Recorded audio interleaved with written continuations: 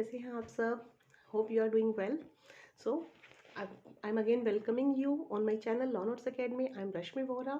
Today I'm giving you the notes on appeals of CRPC which comes under the section 372 to 394. Appeal के बारे में आज मैं आपको बताने जा रही हूँ. अपने बनाए हुए नोट्स में से आपको आज मैं फटाफट से जल्दी डिस्कस करूंगी. अपील जो है CRPC 1973 में दी गई है चैप्टर नंबर 29 के अंदर. इसके अंदर सेक्शंस आते हैं 372 से लेकर 394 सेक्शंस तक अपील के बारे में बताया गया है. अपील्स क्या होती हैं फ्रेंड्स? अपील का मतलब क्या है कि एक सिंपल लैंग्वेज में अपील को क्या कहा जाता है. जैसे कि कोई एक पार्टी किसी स्मॉलर कोर्ट से, जूनियर कोर्ट जिसको कहा जाता है या इंफीरियर कोर्ट बोला जाता है, अगर वहाँ से उनको कोई जजमेंट या ऑर्डर किसी चीज़ का, उनके किसी केस का आया है, ठीक है, और वो अगर उस अपने जजमेंट या ऑर्डर से सेटिस्फाइड नहीं है, ठीक है, if they are not satisfied by the judgment और order from the inferior court and they want to go for the superior court, तो it means they want to go for the appeal.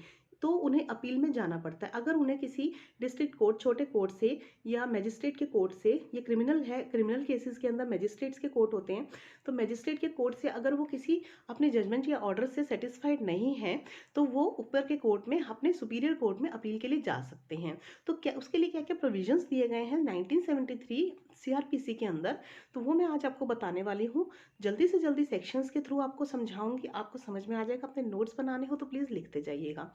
ठीक है friends, ज़्यादा time waste नहीं करते हैं और start करते हैं आज का टॉपिक अपील्स. ठीक है, अपील का मतलब क्या होता है? First I will give you the definition of the appeal. Appeal का मतलब होता है according to Black's law dictionary. Black law dictionary के अंदर जो अपील की डेफिनेशन दी गई है, an appeal is a complaint to a superior court. एक अपील जो होती है वो सुप्रीम कोर्ट के अंदर, सुपीरियर कोर्ट के अंदर एक कंप्लेंट की तरह होती है कि हम एक कंप्लेंट की तरह से दायर कर रहे हैं. याचिका दायर करना, अपील को याचिका बोला जाता है. ठीक है, याचिका दायर कर रहे हैं court of an injustice done, मतलब या तो हमारे साथ न्याय नहीं हुआ पूरी तरह से, डन और एरर कमिटेड, या ठीक से ठीक नहीं हुआ, अन्याय हुआ है हमारे साथ, या एरर आ गया, कोई गलती हुई है इंफीरियर कोर्ट की, मतलब जो छोटा कोर्ट है जहाँ पे हमने केस फाइल किया था वहाँ से हमें ठीक से न्याय नहीं मिला है, या उस कोर्ट से कुछ गलती हुई है हमें न्याय दिलाने में. तो हुज जजमेंट और decision the court above is called upon to correct, मतलब उसके उस कोर्ट के जजमेंट या डिसीजन को जो उससे ऊपर वाला above हायर कोर्ट होता है. हायर कोर्ट में इसका मतलब हाई कोर्ट नहीं है. हायर कोर्ट का मतलब इंफीरियर से ऊपर वाले कोर्ट को सुपीरियर कोर्ट बोला जाता है. तो अगर उसके जजमेंट या ऑर्डर के खिलाफ हम जा सकते हैं बड़े कोर्ट में, किसके लिए? ऑर्डर को रिवर्स करवाने के लिए, ठीक है, या फिर ठीक करवाने, करेक्ट करवाने के लिए या बदलवाने के लिए. तो इसमें कहा गया है the right of appeal is not a natural और इनहेरेंट राइट. ये जो राइट ऑफ अपील है कि आप बड़े कोर्ट में जाके याचिका दायर करेंगे अपने जजमेंट या ऑर्डर के अगेंस्ट में, खिलाफ में, तो ये कोई नेचुरल या इनहेरेंट राइट नहीं दिया गया है किसी को कि हर कोई जाके अपील में चला जा सकता है. तो it can be exercised only, ये तभी आप जा सकते हैं अपील के अंदर जब ये लॉ के अंदर प्रोवाइडेड हो, if provided by the code. अगर इस कोड में CRPC क्रिमिनल प्रोसीजर कोड के अंदर अगर ये प्रोवाइड किया गया है, या फिर किसी any other law for the time being in force.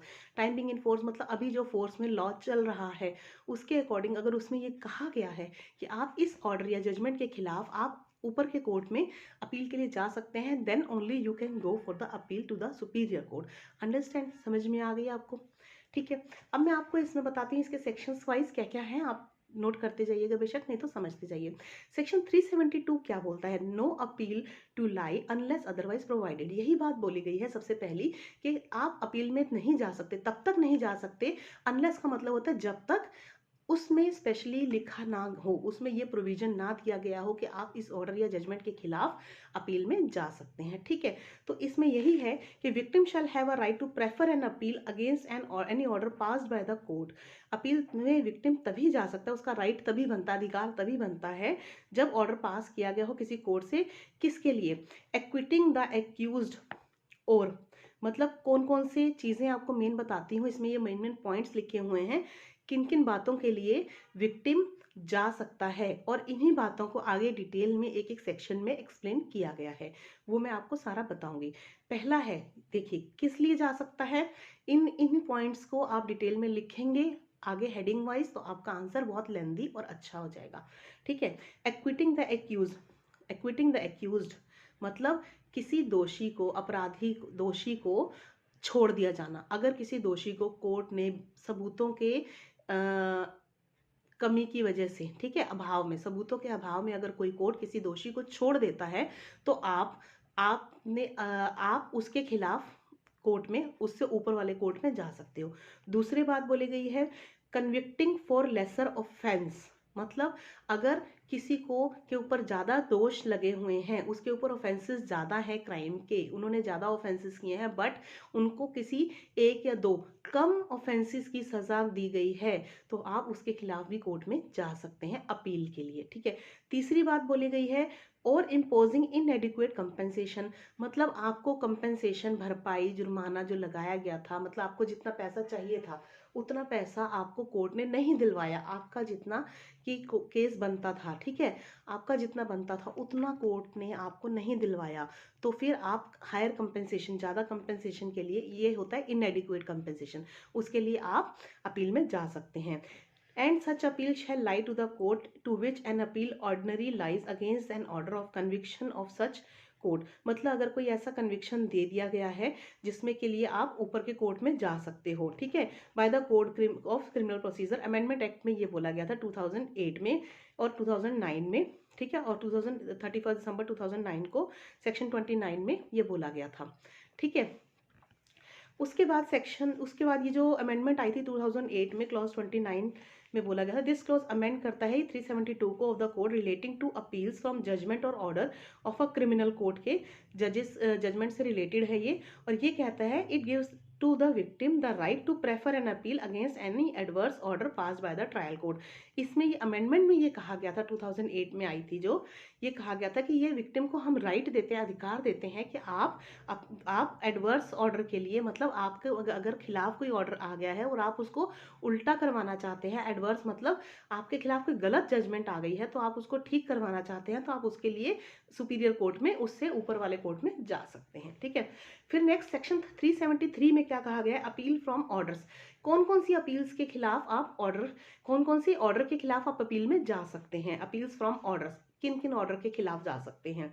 तो इसमें कहा गया था जिसके अंदर सिक्योरिटी की रिक्वायरमेंट बोली गई थी कि आप सिक्योरिटी जमा करवाइए, लेकिन उसकी सिक्योरिटी के लिए कोर्ट ने रिफ्यूज़ कर दिया एक्सेप्ट करने से, या फिर सिक्योरिटी जो है एक्सेप्ट रिजेक्ट कर दी, कोर्ट ले नहीं रहा या फिर रिजेक्ट कर दी है, कि उसके लिए कुछ रीजंस होते हैं, वो सेक्शन 117 के अंदर दिया गया है कि भाई ये था 117 के अंदर बोला गया था कि आप शांति बनाए रखने के लिए और अच्छा व्यवहार करने के लिए सेक्शन 117 ऑफ सीआरपीसी के अंदर बोला गया था कि आप श्योरिटी बॉन्ड देंगे, श्योरिटी देंगे, तो लेकिन वो अगर कोर्ट एक्सेप्ट नहीं कर रहा तो उसके कुछ रीजंस होते हैं कि किन किन ग्राउंड्स पे आपका एक्सेप्ट नहीं कर रहा है या रिफ्यूज कर रहा है या रिजेक्ट कर रहा है कोर्ट, ठीक है। तो उसके खिलाफ अगर ऐसा श्योरिटी आपकी रिजेक्ट हो जाती है या एक्सेप्ट नहीं करता कोर्ट, तो आप उनके खिलाफ जा सकते हो अपील में। दूसरा कहा गया था who is agreed by any order, कोई ऐसा अगर कोई एग्रीव्ड पर्सन है जो बाय एनी किसी ऐसे ऑर्डर से जिसमें कि रिफ्यूज कर दी गई हो एक्सेप्टिंग और रिजेक्टिंग श्योरिटी, तो श्योरिटी के लिए भी एक वो सिक्योरिटी था, एक ये श्योरिटी है। Surety under section 121 of CrPC में बोला गया है में appeal against such order to court of session, अगर ये मैजिस्ट्रेट ने किसी ने बोला है, मैजिस्ट्रेट्स होते हैं सेशन कोर्ट से नीचे वाले, ठीक है, जैसे magistrate of first class, magistrate of second class, ठीक है ना, तो या मेट्रोपॉलिटन मैजिस्ट्रेट, इनसे ऊपर होता है सेशन कोर्ट, ये मैजिस्ट्रेट कोर्ट ऑफ मैजिस्ट्रेट में बैठते हैं मैजिस्ट्रेट, और इनसे ऊपर होता है कोर्ट ऑफ सेशन।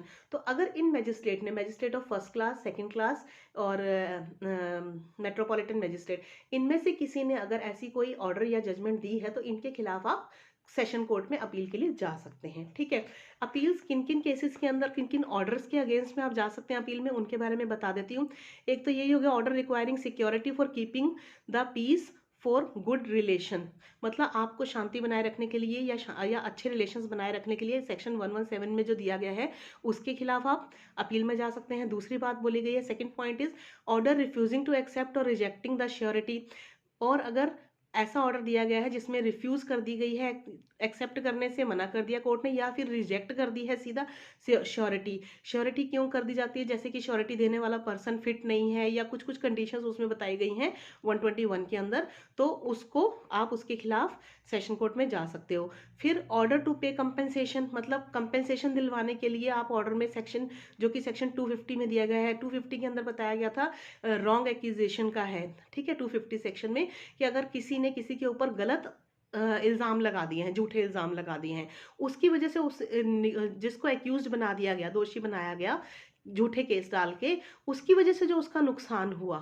ठीक है ना, उस इंसान का जो नुकसान हुआ, टाइम और समय की बर्बादी हुई जो उसकी, या पैसे की बर्बादी हुई उसकी वजह से उसको लॉस हुआ, उसके लिए कंपेंसेशन दिलवाने के लिए सेक्शन 250 के अंदर जो ये पॉइंट लिखा गया है, कंपेंसे ऑर्डर टू पे कंपेंसेशन, इसके खिलाफ आप अपील में जा सकते हो। नेक्स्ट 4 नंबर है order for disposal of property. अगर कोई डिस्पोजल ऑफ प्रॉपर्टी का ऑर्डर आ गया है जो कि सेक्शन 452 में दिया गया है, तो उसके खिलाफ भी आप अपील में जा सकते हैं, ठीक है। 458 में भी प्रॉपर्टी का डिस्पोजल है, उसके खिलाफ भी। एक है order to pay bona fide purchaser compensation. Bona fide purchaser की कंपेंसेशन के लिए सेक्शन 453 है, उसके खिलाफ भी जा सकते हैं अपील में। Order releasing first offender under section 360, ठीक है, रिलीज कर दिया जाता है फर्स्ट ऑफेंडर को। जैसे कि बहुत सारे ऑफेंडर्स हैं एक ही केस में, तो एक फर्स्ट ऑफेंडर को, मेन ऑफेंडर जो होता है फर्स्ट ऑफेंडर, उसको अगर रिलीज 360 अंडर सेक्शन 360 कि उसको रिलीज कर दे, उसको मतलब कोर्ट छोड़ देता है, तो उसके खिलाफ भी आप अपील में जा सकते हैं। तो ये सारे हैं। First 2 are appealable to a court of session. जो पहले 2 मैंने बताए थे, पीस 117 और 121, उन दोनों के लिए आप कोर्ट ऑफ सेशन में जा सकते हैं, ठीक है। बाकियों के लिए उनसे ऊपर वाले कोर्ट में जा सकते हैं। फिर नेक्स्ट सेक्शन बोलता है 374 में बोला गया है कि appeal from convictions. Appeal from convictions का क्या मतलब होता है कि भाई अगर किसी कोर्ट ने अगर उसको अपराधी का या दोषी जिसको बोला गया एक्यूज्ड को उसका दोष साबित हो जाता है, उसको उसके बेसिस गवाहों के प्रोसिक्यूटर जो है उनको ऐसे ऐसे एविडेंस देता है, कोर्ट में पेश करता है कि जिससे कि कोर्ट को ये लगता है कि हाँ इनके ऊपर चार्जेस लगा के, और अगर ये अगर चार्ज लगाने के बाद वो मानता है कि उसके हाँ मैंने ये गलतियां की हैं, गिल्ट हूँ, प्ली ऑफ गिल्ट मान लेता है, तो उसके ऊपर फिर जो चार्जेस लगते हैं उसके से उसको कन्विक्ट कर लिया जाता है, उसका दोष साबित कर लिया जाता है, अपराध साबित हो जाता है, तो उसको कन्विक्ट कर दिया जाता है ताकि उसके ऊपर सजा, सेंटेंस, जजमेंट दिया जा सके। तो किन किन कन्विक्शंस के अकॉर्डिंग आप उसमें जा सकते हो ये बताया गया है इसके अंदर।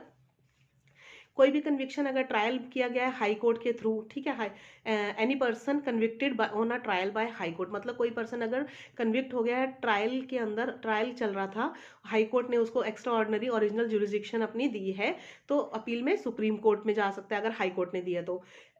नेक्स्ट पॉइंट बोलता है any person convicted on a trial by session जज। अगर सेशन जज या एडिशनल सेशन जज ने ट्रायल के टाइम पे उसको या किसी और कोर्ट ने एक्यूज्ड को सेंटेंस ऐसा इम्प्रिजनमेंट का दे दिया फॉर मोर देन 7 ईयर्स, 7 साल से ऊपर का दे दिया है, किसने? सेशन जज ने दे दिया है या एडिशनल सेशन जज ने दिया है, 7 साल से ऊपर तक की दे दी गई है, तो ऐसा पर्सन सेम ट्रायल में कहाँ जा सकता है? हाई कोर्ट में जा सकता है, क्योंकि सेशन कोर्ट से ऊपर हाई कोर्ट होता है, तो सेशन कोर्ट से ऊपर वाले में ही जा सकते हो, दैट इज हाई कोर्ट, ठीक है। और अगर कन्विक्ट हुआ है मेट्रोपॉलिटन मैजिस्ट्रेट ने या असिस्टेंट सेशन जज या मैजिस्ट्रेट ऑफ फर्स्ट क्लास या सेकंड क्लास, ये होते हैं सेशन जज के नीचे वाले कोर्ट में, ठीक है, सेशन मैजिस्ट्रेट कोर्ट के अंदर बैठते हैं या मेट्रोपॉलिटन मैजिस्ट्रेट बैठते हैं जैसे, तो मेट्रोपॉलिटन मैजिस्ट्रेट, असिस्टेंट सेशन जज या मैजिस्ट्रेट ऑफ फर्स्ट या सेकंड क्लास, अगर इन सब ने कोई ऐसा कन्विक्शन दे दिया है एक्यूज्ड को, तो उसके खिलाफ आप सेशन कोर्ट में, कोर्ट ऑफ सेशन में जा सकते हैं। या फिर कोई सेंटेंस दिया है 325 का, ग्रीवियस हर्ट का, तो उसके खिलाफ भी आप जा सकते हैं, ठीक है। और या फिर रेप से रिलेटेड जो है 376 से रिलेटेड जितने भी सेक्शंस है, A B, B C, D, D E, D A, D A और डी बी, ई, 376 ई, इन सब के लिए अगर अपील में जाना है तो आपके पास 6 महीने से ज़्यादा का टाइम नहीं है, 6 महीने तक का डिस्पोज ऑफ हो जाएंगी अपील का जो है वो 6 महीने के अंदर अपील डिस्पोज ऑफ हो जाएगी, ठीक है। तो ये सारी कन्विक्शंस थी जो मैंने अभी आपको बताई कि अपील कन्विक्शन अगर सेशन कोर्ट, एडिशनल सेशन जज, सेशन जज से, एडिशनल सेशन जज से, magistrate of first class second class से हुई हो, सेंटेंस हुआ हो आपको 325 का या ऑर्डर मिला हो 360 का, तो lies to a court of session, तो आप सेशन कोर्ट में जा सकते हो, ठीक है। ये सारी आपको मैंने बताई ये वाले कन्विक्शन के। अब आपको बताती हूँ अपील सुनी कैसे जाती है। अपील हाउ हर्ड 381 में बताया गया है कि अगर ऐसी अपील जो कि कोर्ट ऑफ सेशन ने दी है या सेशन जज ने दी है shall be heard by a session जज और बाय एडिशनल सेशन जज। तो कोई कोर्ट ऑफ सेशन ने an appeal to the court of session और सेशन जज shall be heard by session जज, मतलब सेशन कोर्ट के अंदर जो अपील दी गई है तो वो सुनी कहाँ, कौन सुनेगा, सेशन जज या एडिशनल सेशन जज ही सुनेगा।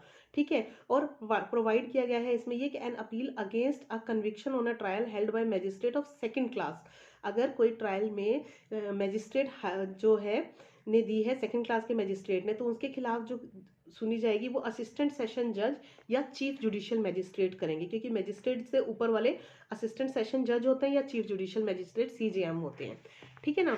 ऐसे ही सेकंड पॉइंट में इसके बताया गया है कि एन एडिशनल सेशन जज, असिस्टेंट सेशन जज और a chief judicial magistrate shell here only such appeals as session जज द सेशन जज या डिवीजन बाय स्पेशल ऑर्डर से हाई कोर्ट बोलेगा। मतलब ये तभी सुनेंगे एडिशनल सेशन जज, असिस्टेंट सेशन जज या चीफ जुडिशियल मैजिस्ट्रेट तभी किसी केस को हियर करते हैं, अपील्स को सुनते हैं जब उनको ऊपर से हाई कोर्ट से ऑर्डर आया हो या स्पेशल कोई ऑर्डर उनके लिए आया हो। ठीक है। अब टाइप्स ऑफ अपील्स क्या होती हैं बताती हूँ। अपील कितनी तरह की होती हैं। अपील होती है दो तरह की। एक होती है अपील्स कैसे, देखिए the code of criminal procedure prescribe करता है टू टाइप ऑफ केसेस, दो तरह के केसेस होते हैं for the purpose of appeals के लिए। कौन कौन से केसेस है, एक में बोला गया no appeal lie in certain cases, कुछ केसेस के अंदर अपील में नहीं जा सकते। दूसरा बोला है अपील इन सर्टेन केसेस, कुछ केसेस में अपील के लिए जा सकते हैं। तो ऐसे कौन से केसेस हैं जिनके लिए आप अपील में नहीं जा सकते, वो बताया गया है 375 के अंदर। ठीक है। ये 381 का जो मैंने बीच में बताया था ये पॉइंट इसलिए था कि पहले समझा दिया जाए कि केसेस में कौन कौन से केस में कौन सुनता है। ठीक है। कौन से कोर्ट के अंदर कौन सा जज सुनेगा केस को, इसलिए 381 का रेफरेंस पहले दिया गया। अब 375 के अंदर आता है कि कौन से ऐसे सर्टेन केसेस हैं जहां पे अपील के लिए आप नहीं जा सकते, cases in which no appeal lies in certain cases according to section 375। तो उसमें बोला गया है अगर no appeal in certain cases when accused pleads guilty it runs as follows. Appeal अगर गिल्टी कर देता है, अक्यूज जो है उसकी गिल्टी साबित हो जाती है, वो मान लेता है अपनी गिल्टी, दोष सिद्ध हो जाता है और साबित कर लिया जाता है कि हाँ मैंने किया है, तो इसके बाद तो आप अपील में जा ही नहीं सकते। जब दोष साबित ही हो गया, उसने खुद कह दिया हाँ जी मैंने किया है, अपील गिल्टी दोष साबित हो गया ना, अक्यूज्ड ने खुद प्लीड कर लिया गिल्टी, ठीक है, तो नहीं जा सकते। और वैसे भी इसमें यह भी कहा गया है कि if the conviction is by high court, अगर हाई कोर्ट ने कन्विक्ट किया है तो, और if the conviction by a court of session, metropolitan magistrate या magistrate of first second class except as the extent of legality, इन्होंने कहा है तो अपील में आप जा ही नहीं सकते। ठीक है। कुछ सर्टेन केसेस में जहां पे प्ली गिल्टी हो जाता है बाय अक्यूज, ठीक है, प्लीड कर लेता है। 376 में कहा गया है no appeal in petty cases, मतलब पैटी केसेस के लिए भी आप अपील में नहीं जा सकते। वो पैटी केसेस कौन कौन से होते हैं, these are defined in the section 376।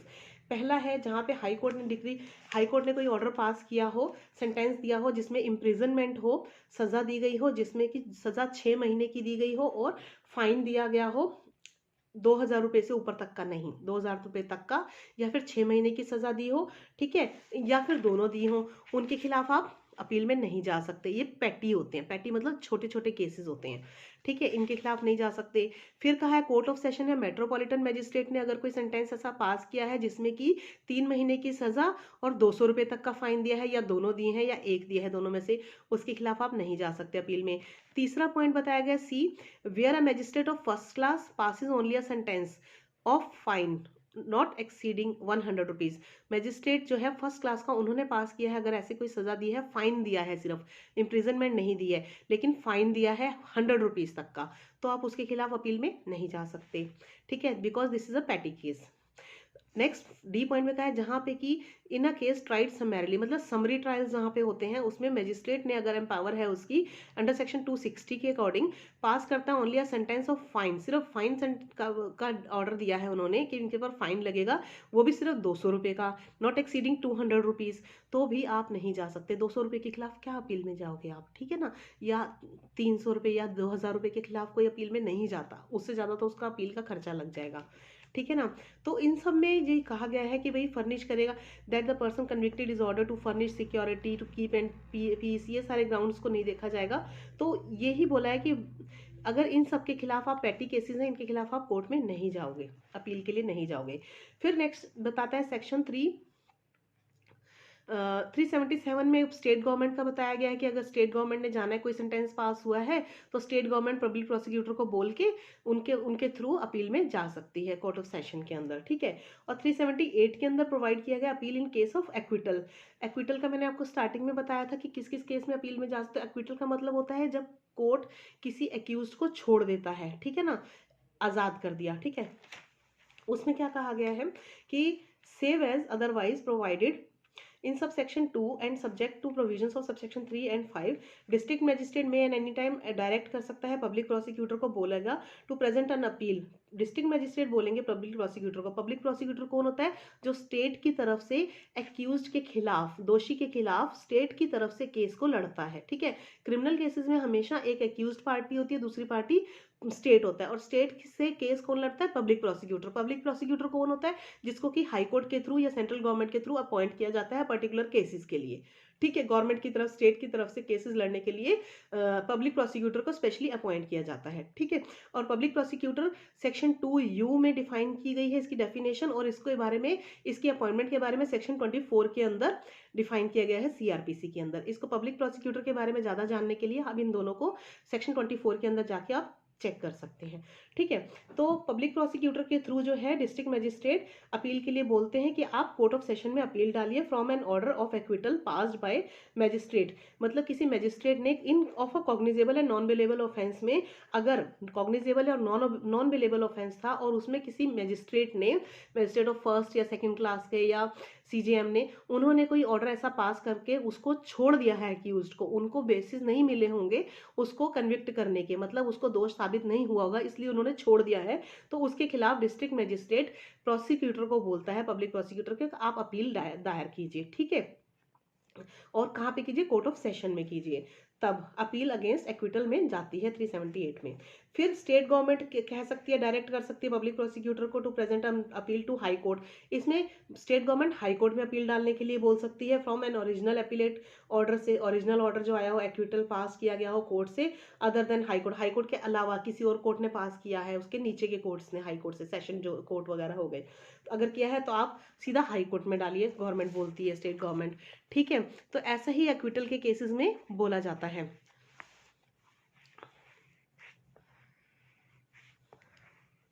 ठीक है, यही बातें इसके अंदर बोली है। No appeal to the high court under subsection 1 and subsection 2 shall be entertain except with the leave of the high court. बिना लीव की हाई कोर्ट के लीव के बिना आप नहीं जा सकते हो, एंटरटेन नहीं किया जा सकता, ठीक है।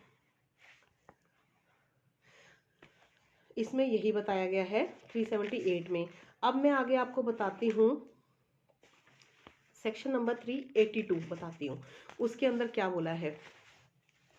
378 बताया था अभी आपको,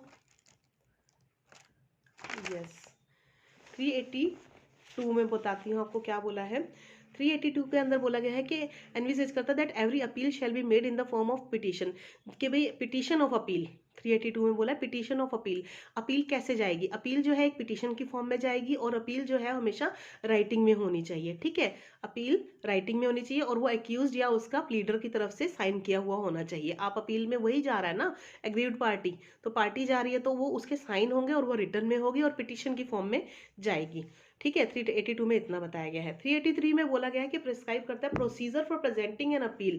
भाई प्रेजेंट प्रोसीजर क्या है, आप कोर्ट में कैसे प्रेजेंट करेंगे अपील को। When the appellant is in jail, अगर वो जेल में है तो, एपिलेंट अगर जुडिशियल कस्टडी में है, जेल में है, तो वो अपील में जाना है उसने, तो वो कैसे जाएगा? तो उसके लिए वो जितने भी डॉक्यूमेंट्स रिलेटेड है, अपील का फॉर्मेट होगा, वो उनका प्लीडर लिख के सारा बना के देगा, उससे रिलेटेड डॉक्यूमेंट्स होंगे, जजमेंट की कॉपी होगी, ठीक है ना। वो सारी आप जेल का ऑफिसर इंचार्ज को दोगे, जेल के जेलर होते हैं जैसे ऑफिसर इंचार्ज, वो कोर्ट के अंदर सबमिट करेंगे आपके डॉक्यूमेंट्स, ठीक है ना, आपके प्लीडर के थ्रू सारा ये कोर्ट में वो सबमिट करेंगे, जेलर के पास जाएगा। तो वो 383 में ये बताया गया, who shall thereupon forward such petition and copies to the proper appellate court. उस एपिलेट कोर्ट में जहां पे आपकी अपील जानी चाहिए वहां पे वो दायर कर देंगे, ठीक है। उसके बाद बताया गया 386 में क्या प्रोविजन है, मैं मेन इंपॉर्टेंट बता रही हूँ आपको। Power of the appellate court, ये बहुत इंपॉर्टेंट है, इसके अंदर 386 के अंदर एपिलेट कोर्ट की पावर्स बताई गई हैं।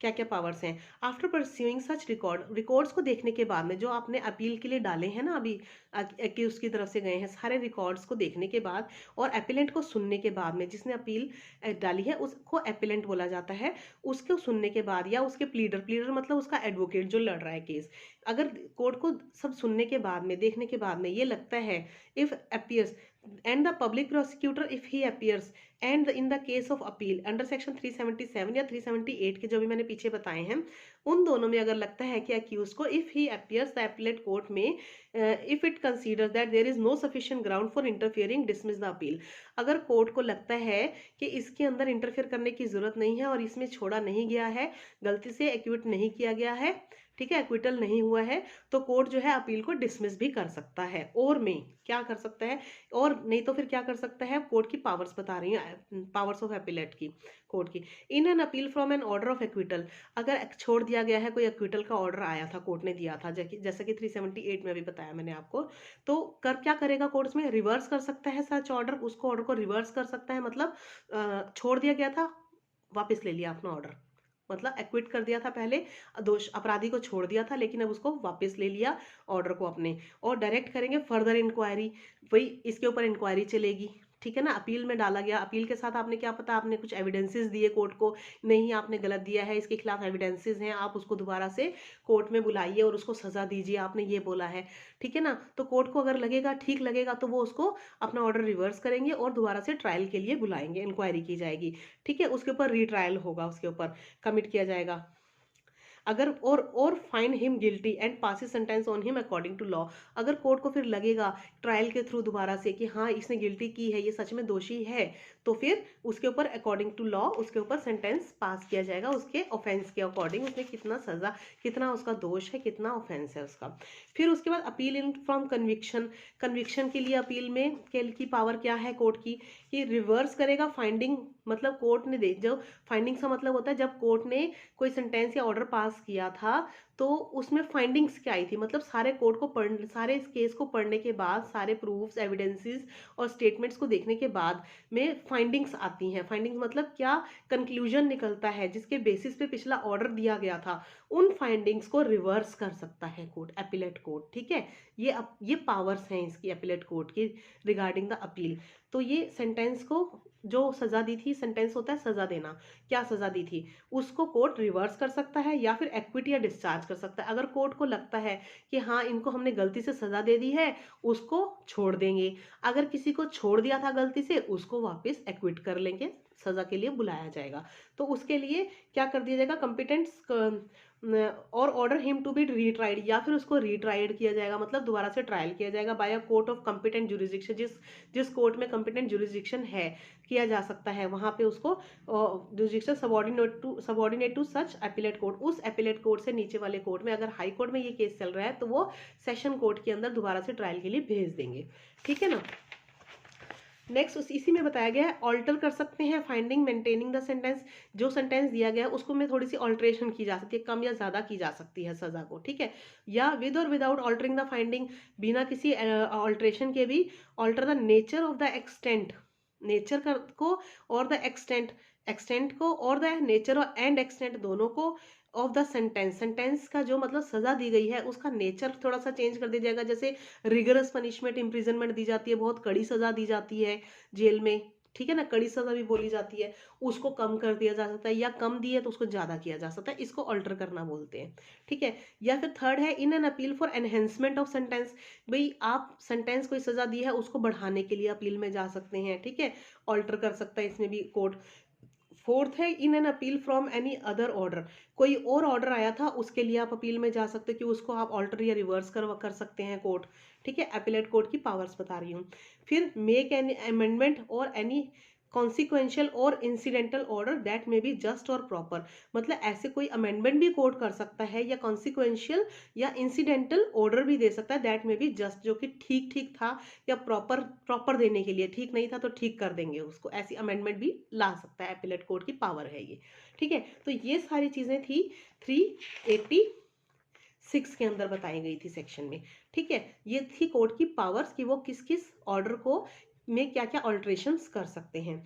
उसके बाद 389 में बोला गया suspension of sentence pending the appeal, मतलब सस्पेंशन भी कर सकते हैं। अगर कोई सेंटेंस दे दिया कोर्ट ने, कोई ऑर्डर या जजमेंट दे दिया, सेंटेंस सजा दे दिया, तो उसको सस्पेंड कर सकते हैं। अगर कोई अपील पेंडिंग है तो उसमें कहा जा सकता है कि अभी वो सजा को रोक दिया जाए जब तक ये अपील का ऑर्डर आ जाता, ठीक है ना।